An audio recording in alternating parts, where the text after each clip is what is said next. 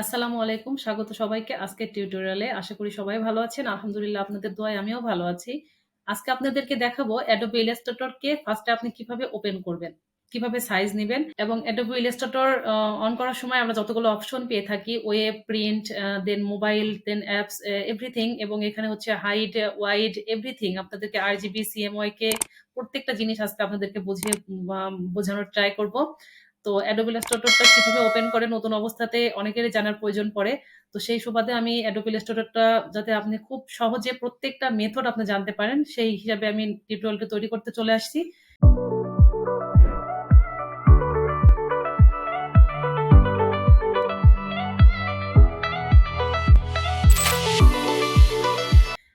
ফার্স্টে চলে যাব আমি হচ্ছে Adobe Illustrator এর সফটওয়্যারটা কোথায় সেখানে।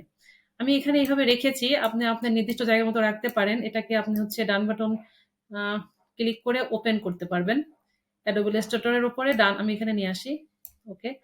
ডান বাটন ক্লিক করে ওপেন থেকে আপনি ওপেন করতে পারেন। আদারওয়াইজ আপনাকে এটা ডাবল ক্লিক করতে হবে মাউসের, ব্যাস ওপেন হচ্ছে। Adobe Illustrator টি এখন ওপেন হচ্ছে। একটু সময় লাগবে হালকা। ওকে, মেসেজটা আমি কেটে দিই। ওকে। যখন Adobe Illustrator টি ওপেন করা হয় তখন আমাদের মাঝে এমন একটা ইন্টারফেস চলে আসে। তো এখানে প্রত্যেকটা জিনিস আপনাদেরকে আমি আজকে বোঝানোর ট্রাই করব। দেখতে পাচ্ছেন উপরে যে file, edit, object, type, select, effect, view, window, help. এটা হচ্ছে যখন আমি কাজ করব, যখন আমি একটা পেজ ক্রিয়েট করব, একটা আর্টবোর্ড নিব, তখন আমার এই জিনিসগুলো বেশি প্রয়োজন পড়ে। বাট প্রথম অবস্থাতে ওপেন করার সময় ফাইল থেকে জাস্ট আপনি এই যে এখানে দেখা যাচ্ছে যে নিউ, ফাইল থেকে নিউ ক্রিয়েট ক্লিক করলে আপনি এই যে এখানে হচ্ছে যে আপনি কিসের জন্য ডিজাইন করবেন, ওয়েবের জন্য নাকি প্রিন্টের জন্য না মোবাইলের জন্য, সেটা আপনাকে এখানে নির্দিষ্ট সাইজ নিয়ে করতে পারবেন। আচ্ছা, আমি এটা ক্লোজ করে দিচ্ছি, কারণ সেম জিনিসটা এখানে ক্রিয়েট নিউ এখান থেকেও আপনি করতে পারবেন। তো আমি যেকোনো একটি দেখালে আপনি বুঝতে পারবেন। তো আমি এটা বলতে চাচ্ছি যে ফাইল থেকেও আপনাকে নিউ হিসেবে ফাইল তৈরি করতে পারবেন, আবার ক্রিয়েট নিউ থেকেও করতে পারবেন, আবার ওপেন থেকেও করতে পারবেন। ওপেনে ক্লিক করলে কি হবে, আমি পূর্বে যে কাজগুলো করেছি Adobe Illustrator এ সেই কাজগুলো যদি আমি এখানে আনতে চাই, আমি একটা কাজ আপনাকে দেখাই, তাহলে ব্যাপারটা ক্লিয়ার হয়ে যাবেন। আমি যে বিভিন্ন ধরনের কাজ করেছি তেমন একটা AI ফাইল আমি ওপেন করে দেখাচ্ছি। আমি আমার একটা কাজ ওপেন করে দেখাচ্ছি। এই যে আমি যে কাজগুলো এখানে করেছি, এই যে AI ফাইলগুলো যে সেভ করা হয়েছে, এখানে এটা ওপেন করার কথা বলছে। মনে করেন আমার একটা ফাইল এখানে ওপেন করার প্রয়োজন হয়েছে। তো আমি কি করব? এই যে এটাকে সিলেক্ট করে নেব, সিলেক্ট করে নিয়ে ওপেনে ক্লিক করব।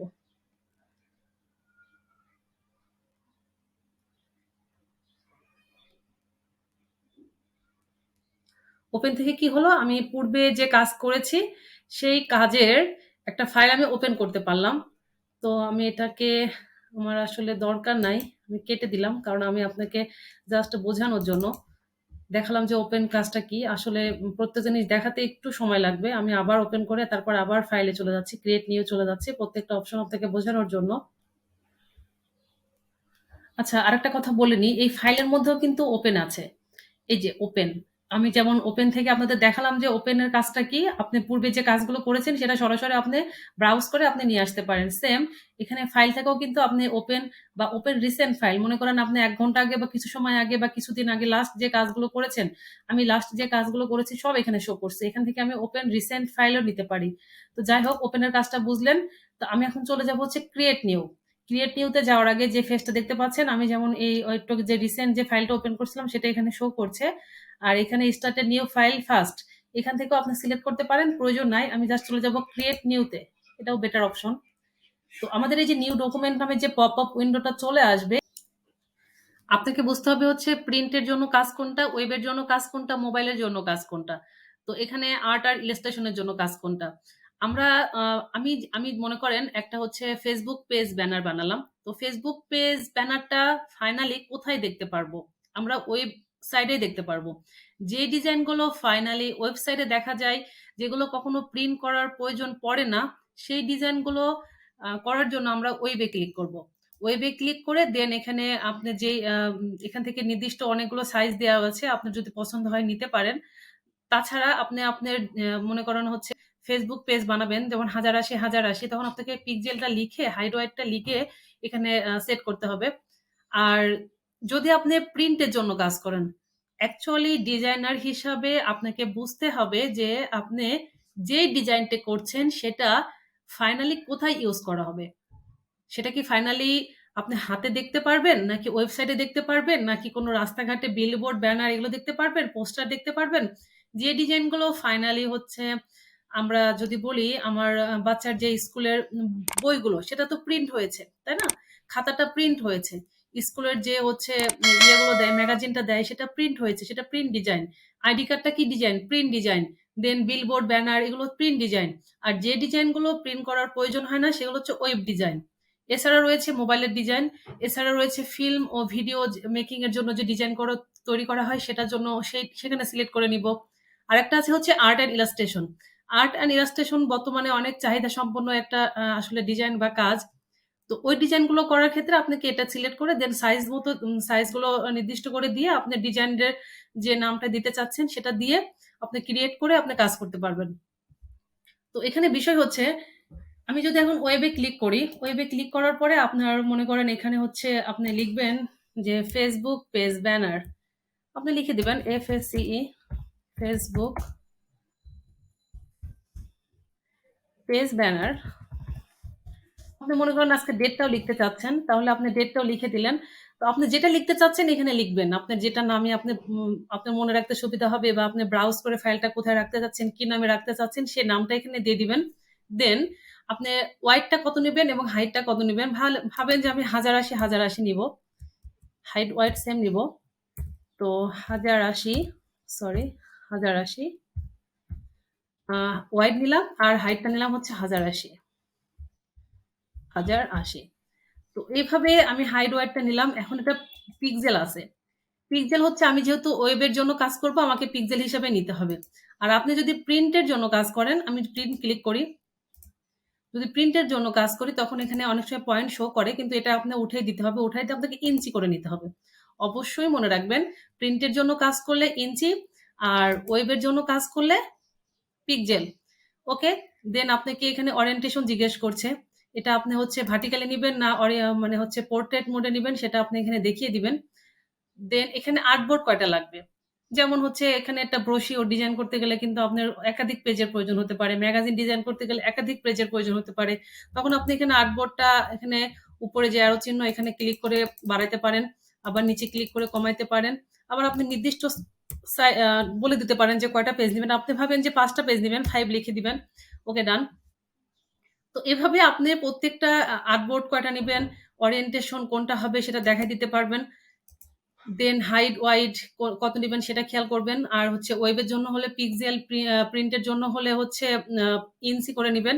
আর একটা জিনিস লক্ষ্য করবেন সেটা হচ্ছে এখানে ওরিয়েন্টেশন সিলেক্ট করার ক্ষেত্রেও কিন্তু হাইট ওয়াইডটা চেঞ্জ হয়ে যায়। এখন যদি এটাকে আমি ভার্টিক্যাল করে দিই তাহলে কিন্তু এই যে হাইট আর ওয়াইডটা চেঞ্জ হয়ে গেছে। আপনি ভার্টিক্যাল করে দেওয়ার পরে কি হতে পারে, এটা কিন্তু চেঞ্জ হয়ে যেতে পারে, এদিকে লক্ষ্য রাখবেন। দেন আমরা কি করব এখানে যে হচ্ছে ব্লিড অপশন। ব্লিড অপশন কোনটা, আমরা যখন হচ্ছে যে ডিজাইনগুলো প্রিন্ট করা হয় সেই ক্ষেত্রে আমাদের কিন্তু যে ডিজাইনের যে সাইজ তার বাহিরেও কিছুটা অংশ যাতে কেটে দিলেও ডিজাইনটা নষ্ট না হয়, এই কাটা অংশ বাড়তি অংশটা যেটা থাকে সেটাকে আমরা ব্লিড অংশ বলে থাকি।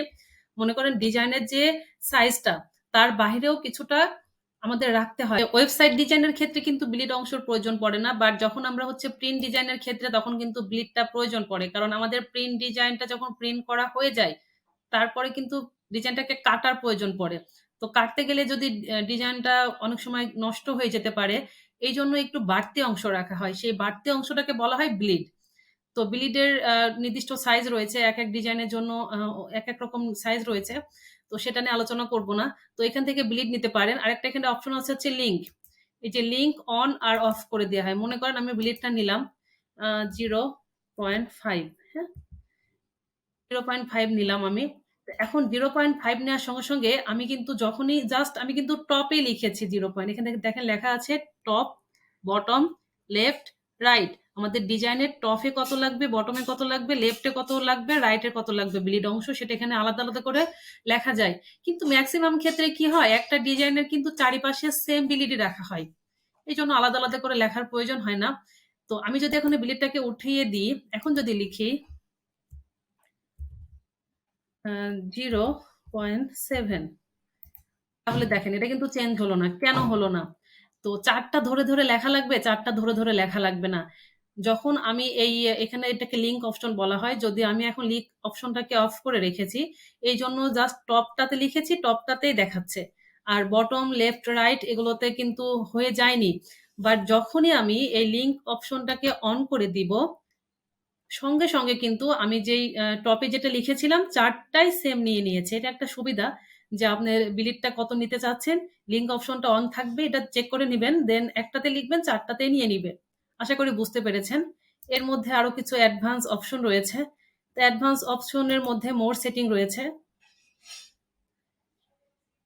মোড সেটিং এর মধ্যেও সেম। এটা আসলে যাদের পুরোনো সফটওয়্যার গুলো ব্যবহার করেন অ্যাডোবি ইলাস্ট্রেটরে, তারা কিন্তু ফার্স্টে এভাবেই করতো। এই যে এখানে যেমন দেখতে পাচ্ছেন নেম, এই যে আনটাইটেলড, সেম জিনিস, হ্যাঁ? এখানে আপনি কি ডিজাইন করছেন তার নেমটা দিতে চাচ্ছেন। দেন হচ্ছে প্রোফাইল আপনি কোথায় রাখবেন সেটা দেখাতে চাচ্ছে। দেন এখানে নাম্বার অফ আর্টবোর্ড, এই যে ডান পাশে আর্টবোর্ড, এটা সেম। দেন সাইজ, লেটার সাইজ নাকি সেটা দেখাচ্ছে। দেন ওয়াইড হাইট, এই যে ওয়াইড হাইট। তো এই যে এখানে bleed top bottom left right, then orientation কোনটা কোনটা হবে, দেন এই যে অ্যাডভান্সে সিএমওয়াই কে এখানে হচ্ছে RGB, যেটা আমরা পরবর্তীতে এখানে পাবো।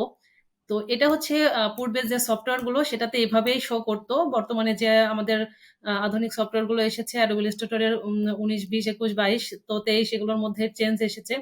যাই হোক, তো এটা আমরা ক্যান্সেল করে দিলাম। তো আমি তারপর আপনাদের দেখালাম যে অ্যাডভান্স অপশনের মধ্যে কি আছে।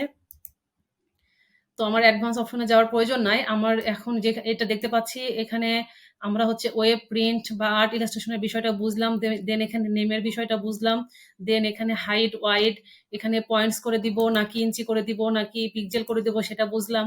দেন হাইট, দেন এখানে ওরিয়েন্টেশন, এখানে আর্টবোর্ড, এখানে ব্লিড হচ্ছে প্রিন্ট ডিজাইনের ক্ষেত্রে প্রয়োজন পড়ে, এখানে ওয়েব ডিজাইনের ক্ষেত্রে ব্লিডের কোনো প্রয়োজন নাই, কারণ ওয়েব ডিজাইনে তো ডিজাইন করার পরে কাটা লাগে না প্রিন্ট করার পরে, এই জন্য বাড়তি অংশ নেওয়ার প্রয়োজন পড়ে না। যাই হোক, এবার চলে আসছে যেটা মোস্ট ইম্পর্টেন্ট, সেটা হচ্ছে কালার মোড। এখানে সিএমওয়াই কে আর একটা হচ্ছে RGB, হ্যাঁ, RGB CMYK। আমি পূর্বের কিন্তু কালার নিয়ে যে ভিডিও তৈরি করেছি অল অ্যাবাউট কালার, সেখানে RGB CMY সম্পর্কে সুন্দর করে আপনাদের বুঝিয়েছি, তারপরও আজকে এখানে সংক্ষেপে বোঝাবো। সেটা হচ্ছে CMYK। আমার এখন কি সিলেক্ট করা রয়েছে, প্রিন্ট। একটু লক্ষ্য করেন, যেহেতু আমাদের নিউ ভার্সনের সফটওয়্যার, এই জন্য কিন্তু অটোমেটিক এটা ক্যাচ করে নিয়েছে। যখনই প্রিন্টে ক্লিক থাকবে তখন এটা কালার মোডটা CMYK হয়ে যাবে। আর ওয়েবে ক্লিক করলে কি হবে, দেখেন অটোমেটিক্যালি চেঞ্জ হয়ে গেছে, RGB হয়ে গিয়েছে। তো কালার মোড হচ্ছে ওয়েব ডিজাইনের জন্য হচ্ছে RGB, আর প্রিন্ট ডিজাইনের ক্ষেত্রে হচ্ছে CMYK। এই ব্যাপারটা খেয়াল করবেন। আপনি এখন বলতে পারেন যে আমি শুধু ওয়েব আর প্রিন্টে বেশি কথা বলছি, এগুলো নিয়ে বেশি কথা বলছি না কেন? কারণ আমাদের ডিজাইন করার ক্ষেত্রে কিন্তু ওয়েব আর প্রিন্টের কাজটাই বেশি পড়ে। আমরা এই দুটো সিলেক্ট করে কিন্তু সব কাজ করে থাকি বেশিরভাগ। আর ফিল্ম অ্যান্ড ভিডিও যারা করতে চান তারা এখানে সিলেক্ট করে কাজ করতে পারবেন, আর্ট ইলাস্ট্রেশনের ক্ষেত্রেও করতে পারবেন। এগুলো এই দুটো বুঝতে পারলে এগুলো বুঝতে পারবেন ইজিলি।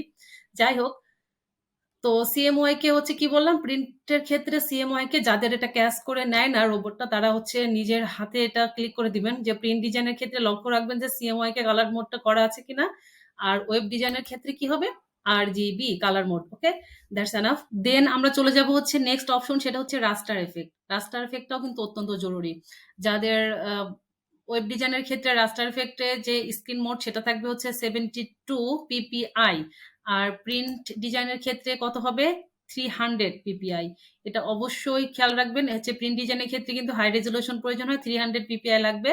আর ওয়েব ডিজাইনের ক্ষেত্রে 72 লাগবে পিপিআই মোডটা। ওকে, তো এখানে আমার তো অটোমেটিক আমি ক্লিক করলে এটা নিয়ে নিচ্ছে, আর যাদের নিয়ে নিচ্ছে না তারা অবশ্যই চেক আউট করবেন যে সবকিছু ঠিক আছে কিনা। তো আমি বারবার কিন্তু এই ওয়েব আর প্রিন্ট নিয়ে কথা বলে যাচ্ছি। আপনাদের মনে হতে পারে যে আমি অন্যান্য যে টপিকগুলো সেগুলো নিয়ে কথা বলছি না কেন। অ্যাকচুয়ালি আমরা ডিজাইন করার ক্ষেত্রে কিন্তু ওয়েব ডিজাইন আর প্রিন্ট ডিজাইনের প্রয়োজনীয়তা বেশি, এবং এই দুটা নিয়ে কাজ করলে মোটামুটি আমাদের ওয়েবের জন্য ডিজাইন করি অথবা প্রিন্টের জন্য ডিজাইন করি। আদারওয়াইজ মোবাইলের জন্য আপনি করলে এটাতে সিলেক্ট করে সেম ওয়েতে করতে পারবেন। আপনার কত সাইজ লাগবে, কি নাম দিবেন, কত পিপিআই লাগবে, দেন আর্ট ইলাস্ট্রেশনের জন্য করলেও আপনার সেম ভাবে আপনার কতটুকু কি প্রয়োজন, আপনার আর্টবোর্ড কটা প্রয়োজন, পিক্সেল নাকি প্রিন্ট করবেন, এভরিথিং এখানে আপনি করে নিতে পারবেন। তো এই দুটা যেহেতু বেশি প্রয়োজন পড়ে, আমি এই জন্য এই দুটা নিয়ে বেশি কথা বলছি। দেন যেটা বললাম যে হচ্ছে সিএমওয়াই কে আর হচ্ছে এই যে রাস্টার এফেক্ট যেটা, সেটা অবশ্যই মনে রাখবেন। দেন এখানে ডিফল্ট করা আছে প্রিভিউ মোডটা, এটা ডিফল্টই থাক, এটা চেঞ্জ করার প্রয়োজন নেই। দেন আমাদের আরেকবার চেক করে নেবেন সবকিছু করার পরে। আপনি যদি ওয়েব ডিজাইন করেন তাহলে ওয়েব সিলেক্ট করার পরে আপনি নাম দিলেন কি, সাইজ কত দিলেন, পিক্সেল দিলেন না ইঞ্চি দিলেন, এটা লক্ষ্য রাখবেন। দেন হাইট ওয়াইডটা চেক করবেন। দেন ওরিয়েন্টেশনটা দেওয়ার পর যদি হাইট ওয়াইডটা চেঞ্জ হয়ে যায় সেটাও লক্ষ্য করে আবার ঠিক করে দিবেন। দেন আর্টবোর্ড নিয়েছেন কিনা, দেন আপনার ব্লিড প্রয়োজন হলে ব্লিড নিবেন, ব্লিড প্রয়োজন না হলে ব্লিড নিবেন না। দেন এখানে 8 GB, এখানে হচ্ছে 72 PPI হচ্ছে ওয়েবের জন্য, আর হচ্ছে প্রিন্টের জন্য 300 PPI, সেটা করে দিবেন। দেন এখানে ক্রিয়েট করে দিবেন, তাহলে সুন্দরভাবে আপনি একটা পেজ পেয়ে যাবেন। ওকে, ক্রিয়েট।